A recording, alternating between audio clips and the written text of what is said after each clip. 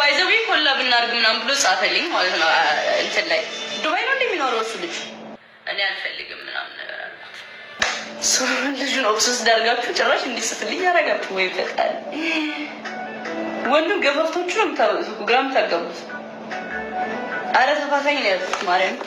የጃኒ ገብሩ አዲሱ ፍቅረኛዋ እየተባለ ወይም አዲስ ጓደኛ እየተባለ መነጋገሪያ የሆነ አንድ ወጣት አለ። ላይቭ ላይ እጅግ በጣም ብዙ ስትሪሞች እያደረጉ ነው።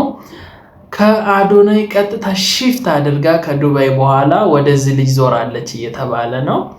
ኖርማሊ እንግዲህ ብዙ ሶሻል ሚዲያ ላይ ኢምፓክት ያላት ልጅ ነች። አዶናይም እንደዛው ከተለያዩ በኋላ ብዙ መነጋገሪያ የሆኑ ነጥቦች አንስተዋል። ግን ይሄ በዚህ ፍጥነት ወደዚህ ልጅ ሺፍት ማድረጓ ቀልቧ ወደዚህ ልጅ መሳቡና ሰዎችም ከሱ ጋር አታች እያደረጉ እየፖሰቷት ነው። እውነታውን እንግዲህ ወደፊት የምናየው ይሆናል። ነገር ግን ሶሻል ሚዲያ ላይ ላይቭ ማብረው እየገቡ ነው። ብዙ ጨዋታዎችን እየጀመሩ ነው።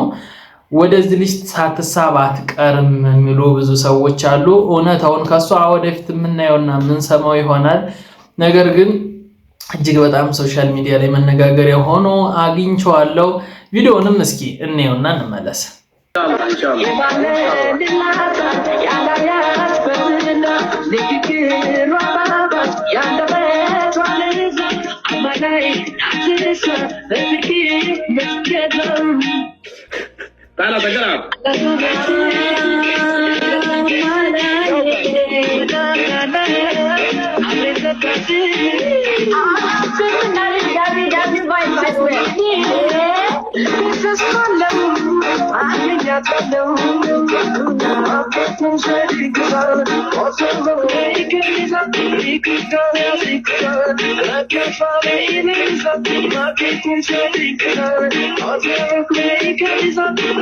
ላይ አብረው ሲጫወቱ ቀለባቸውን ሲወሳሰዱ ነበር የተባለው። ሼር የተደረገውን ቪዲዮ ነው። እንግዲህ በቀጣይ አዲስ ህይወት ልትጀምር ትችላለች።